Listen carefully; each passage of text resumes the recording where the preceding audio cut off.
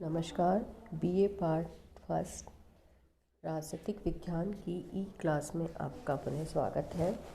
पिछले वीडियो के अंदर हमारे द्वारा दल प्रणाली का मूल्यांकन के बारे में हमने पढ़ा था। उसी क्रम के अंदर आगे हम उसके गुणों को लेंगे। इसमें छठा है श्रेष्ठ कानूनों का निर्माण। श्रेष्ठ कानून का निर्माण तभी संभव है जबकि कानून के गुणों और दोषों पर उचित रूप से पूरी तरीके से विचार विमर्श किया जाए या वाद विवाद किया जाता है।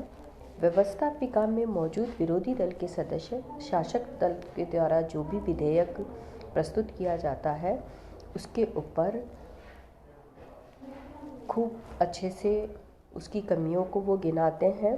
शासक दल उसकी गुणों को बताता है और विरोधी दल जो भी उसके दोष हैं या जो भी बाधाएं उसके अंदर आएंगी या क्या उसके इफ़ेक्ट होंगे उन चीज़ों के बारे में काफ़ी विचार विमर्श करता है। तो एक तरीके से उसकी पूरी तरीके से उनके ऊपर विचार कर लिया जाता है। तो इस प्रकार के जो वाद विवाद से विधेयकों के सभी दोष सामने आ जाते हैं और श्रेष्ठ कानूनों का निर्माण होता है।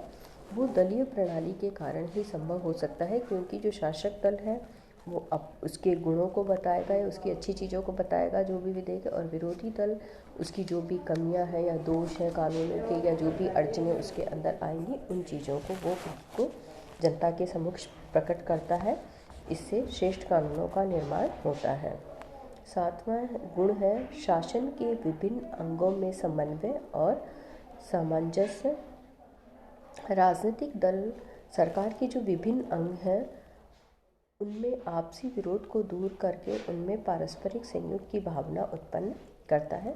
जो संसदीय शासन व्यवस्था में तो राजनीतिक दलों के आधार पर ही व्यवस्थापिका और कार्यपालिका एक दूसरे से संबंधित होती है, शक्ति विभाजन सिद्धांत पर आधारित। लेकिन जो अध्यक्षात्मक शासन व्यवस्था है उसके अंदर एक बड़ा दोष है कि व्यवस्थापिका और कार्यपालिका में गतिरोध होता है, लेकिन राजनीतिक दलों के द्वारा उनके बीच में ये जो दोष है या कमी है उसको दूर किया जा सकता है या उनके बीच अच्छे संबंधों की व्यवस्था कर दी हो जाती है, क्योंकि वो एक ही दल के अगर उसमें सदस्य होते हैं तो दोनों के अंदर समन्वय स्थापित हो जाता है। आठवां है विभिन्न मतों का संगठन। मानव एक विवेकशील प्राणी है, और तो जब भी कोई भी व्यक्ति विवेकशील होता है तो उनके विचारों के अंदर विभिन्नता होती है, और इन विभिन्नताओं के कारण आधारभूत समस्याओं के संबंध में अनेक व्यक्तियों के द्वारा एक ही प्रकार के विचार भी होते हैं। राजनीतिक दलों के द्वारा इस प्रकार के आधारभूत एकता रखने वाले व्यक्तियों को संगठित करने का उपयोगी कार्य किया जाता है ताकि वे एक ही इकाई के रूप में कार्य कर सकें। राजनीतिक दलों के अभाव में विभिन्न संघर्षात्मक विचार विमर्श होंगे, जिसमें सामंजस्य के लिए ऐसी कोई सर्वमान्य बात नहीं होगी जो कि इकट्ठे मिलकर प्रभावपूर्ण ढंग से वो कार्य करने योग्य बन पाए। तो राजनीतिक दल के द्वारा ही सदस्यों को अनुशासित रखने का कार्य किया जाता है, और राजनीतिक दलों में आंतरिक और विभिन्न दलों के बीच जो वाद विवाद होते हैं इससे मनुष्य में परस्पर विचारों का सहयोग और सहनशीलता और उदारता की भावना बढ़ती है।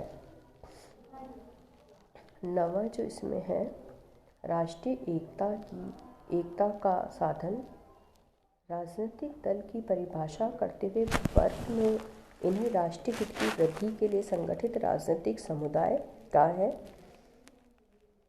दल प्रणाली व्यक्ति को संकुचित क्षेत्र से उठाकर उसे देश और राष्ट्र के कल्याण के संबंध में विचारों के लिए प्रेरित करती है। इस प्रकार ये समाज में उस व्यापक दृष्टिकोण को विकसित करने में सहायक होती है जो राष्ट्र की एकता के बंधन को दृढ़तर कर पाते हैं। मतलब एक तरीके से राष्ट्रीय एकता का साधन राजनीतिक दल माने जाते हैं। 10वां है सामाजिक व सांस्कृतिक विकास। राजनीतिक दल अनेक बार सामाजिक सुधार और सांस्कृतिक विकास के भी अनेक कार्य करते हैं। जैसे स्वतंत्रता से पूर्व गांधी जी के नेतृत्व में भारत में कांग्रेस ने हरिजनों की स्थिति को ऊंचा उठाने, छुआछूत को दूर करने, मद्यपान का अंत करने का प्रयत्न किया। विभिन्न राजनीतिक दल पुस्तकालय, वाचनालय और अध्ययन केंद्र स्थापित करके बौद्धिक और सांस्कृतिक विकास में योगदान देते हैं। तो इस प्रकार जो राजनीतिक दल है वो प्रजातंत्र के अंदर एक आधार स्तंभ होते हैं, या प्रजातांत्रिक जो शासन व्यवस्था है उसको संचालित करने में महत्वपूर्ण योगदान प्रदान करते हैं।